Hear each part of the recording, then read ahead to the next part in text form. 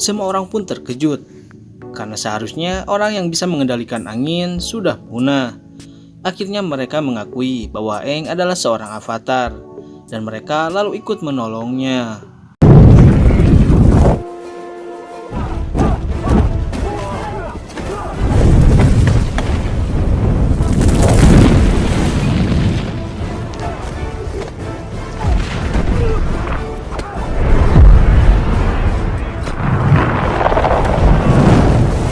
Karena merasa kalah, pasukan negara api itu pun menyerah dan kabur.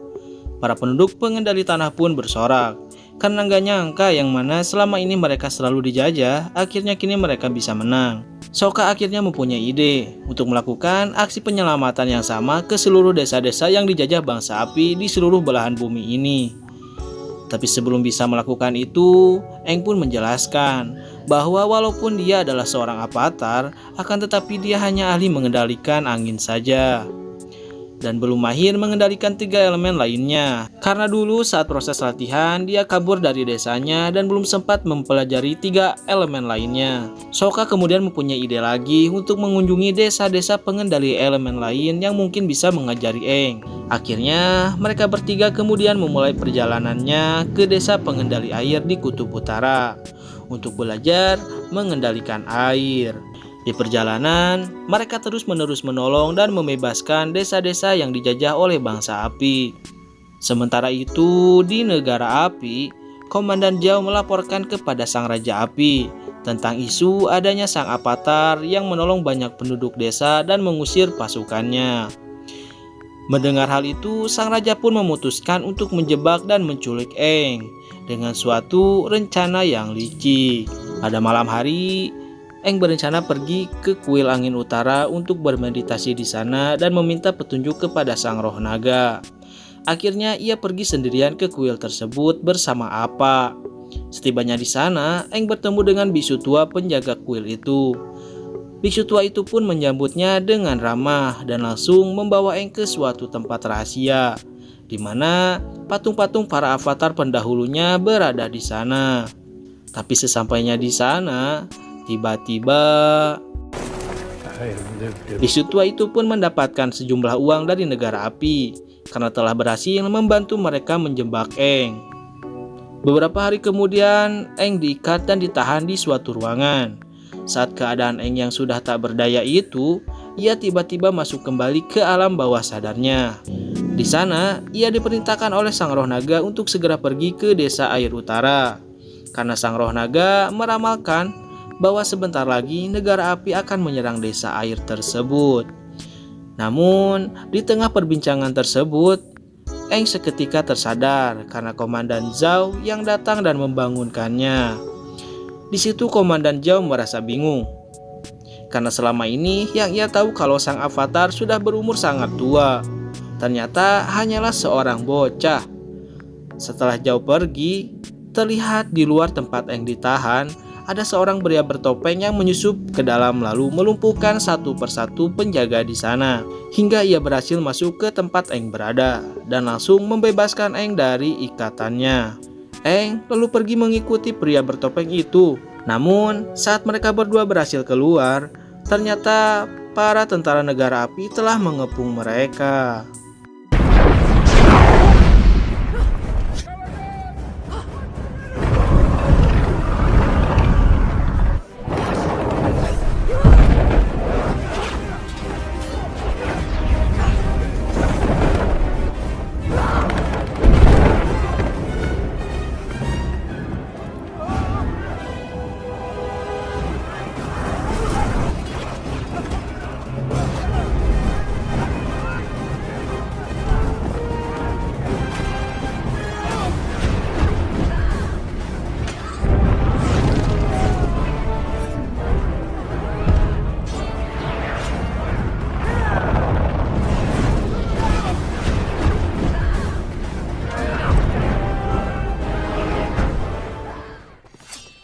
Why are you doing this? Who are you?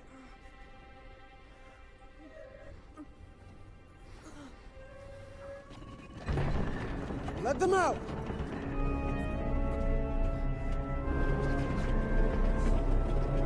Sesampainya di gerbang paling luar, pria bertopeng tersebut terkena panah tepat di topengnya. Di situ Eng yang penasaran pun langsung membuka topeng pria tersebut. Dan betapa terkagetnya Eng karena pria yang telah menyelamatkannya tersebut adalah Pangeran Zuko yang dulu pernah menangkapnya juga.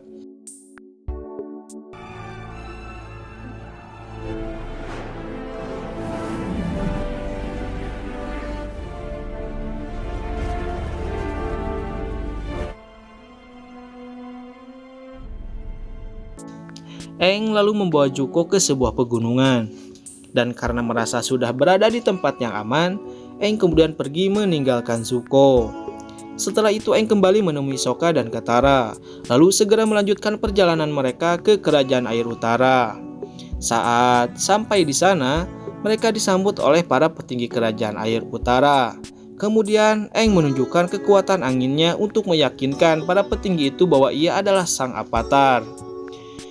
Hari demi hari pun ia lalui.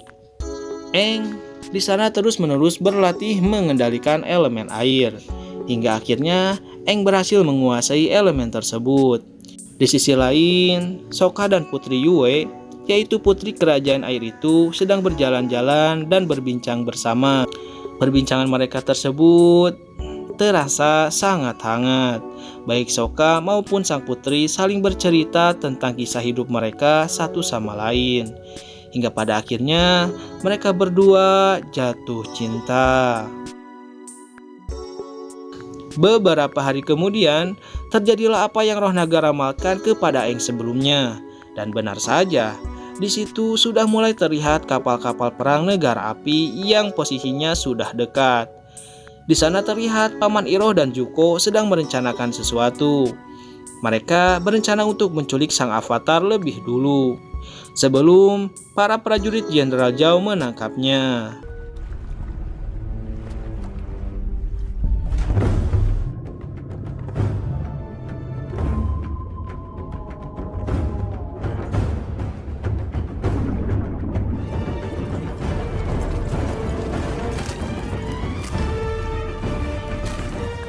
Di sisi lain di kerajaan air, mereka semua sedang mempersiapkan prajuritnya untuk bersiap melawan. Tapi Eng tiba-tiba meminta izin bermeditasi sebentar di tempat suci untuk meminta petunjuk dari sang roh naga agar bisa menghadapi gempuran negara api tersebut. Akhirnya Eng pun dibawa ke tempat suci kerajaan air, yaitu kuil bulan. Eng pun disitu langsung bermeditasi, sedangkan Putri Yue dan Sokka harus pergi, sehingga hanya Katara sendirianlah yang menemani Eng di sana. Tapi saat tinggal berdua, Zuko tiba-tiba datang sambil mengatakan bahwa ia akan membawa sang avatar. Dan kemudian terjadilah pertarungan antara Zuko dan Katara.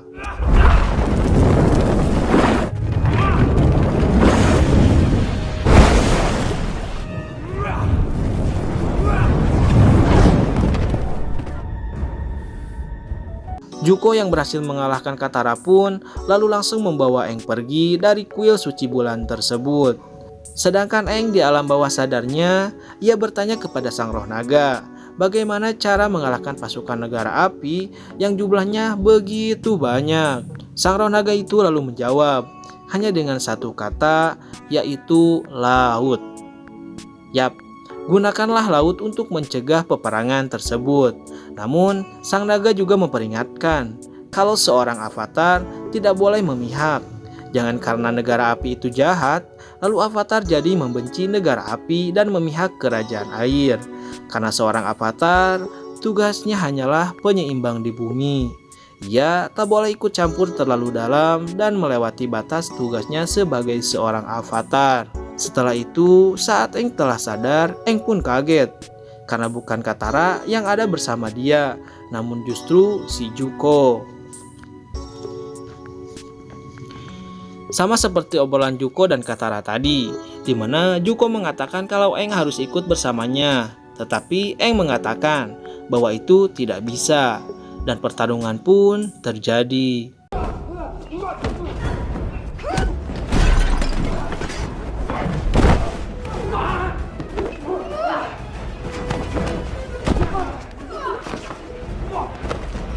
Saat Aang sudah terpojok diserang api terus-menerus oleh Zuko, tiba-tiba air di sekitar mereka pun bergerak sendiri dan langsung membekukan Zuko. Ternyata Katara lah yang mengendalikan air tersebut untuk menolong Aang. Di posisi Zuko yang tak berdaya dan tak bisa bergerak sama sekali itu pun, mereka semua lalu menghujani Zuko dengan ejekan. Setelah itu, mereka semua pun segera pergi. Tapi, Aang dengan hati mulianya lalu memaafkan semua perbuatan Zuko dan membebaskannya. Sementara di luar, pasukan demi pasukan negara api mulai memasuki wilayah kerajaan air dan menyerang sambil menaiki seekor komodo. Sementara itu, di sisi lain, Komandan Zhao ternyata telah mengetahui kelemahan dari para pengendali air tersebut, yaitu dengan membunuh roh bulan. Hal itu dikarenakan para pengendali air akan menjadi sangat kuat ketika saat bulan bersinar. Tapi apabila roh bulan dibunuh, maka bumi tidak akan mendapatkan sinar dari roh bulan dengan sempurna lagi. Dan saat itu terjadi, para pengendali air pasti akan menjadi sangat lemah. Akhirnya saat tiba di kuil bulan tersembunyi kerajaan air tersebut, Zhao langsung menangkap ikan di mana roh bulan bersemayam itu. Dan tanpa pikir panjang, ia pun langsung membunuhnya.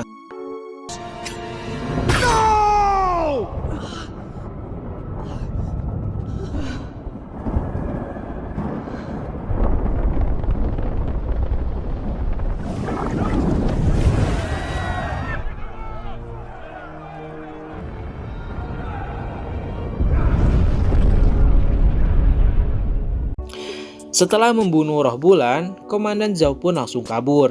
Paman Iroh lalu berkata kepada mereka semua bahwa untuk menghidupkan lagi roh bulan, maka harus ada orang suci yang mau berkorban untuk memberikan dan menukar nyawanya. Mendengar hal itu, Putri Yue pun langsung bersedia menukarkan jiwanya dengan roh bulan tersebut. Tapi Sokka pun langsung melarangnya karena ia tak mau kehilangan wanita yang sangat ia cintai itu. Namun keputusan Yue sudah bulat, karena hanya dengan menghidupkan roh bulanlah jalan satu-satunya agar bumi bisa kembali seimbang dan bisa menyelamatkan kerajaan air utara. Dan kemudian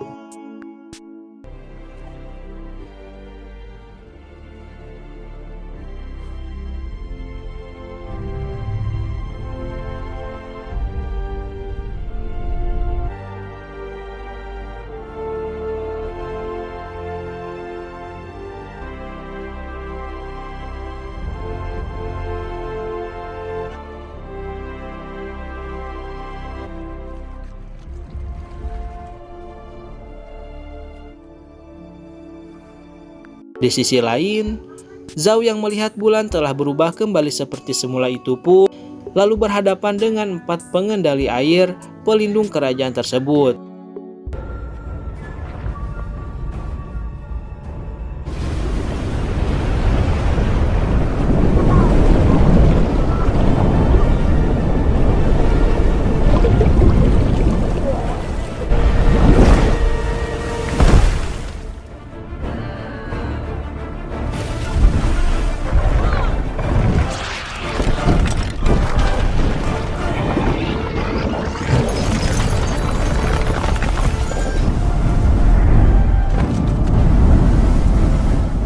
Di atas sana, Aang merasa bingung bagaimana cara mengendalikan laut yang sangat besar itu untuk menghentikan peperangan.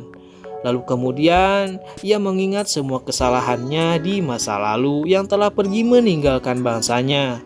Semua kenangan dan emosi sang avatar pun mengalir bagaikan air, hingga akhirnya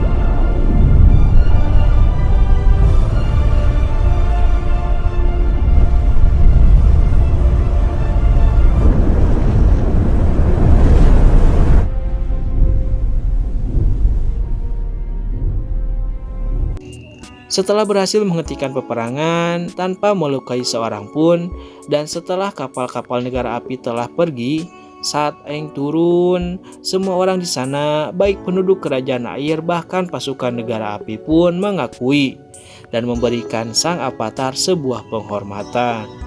Dan film pun berakhir.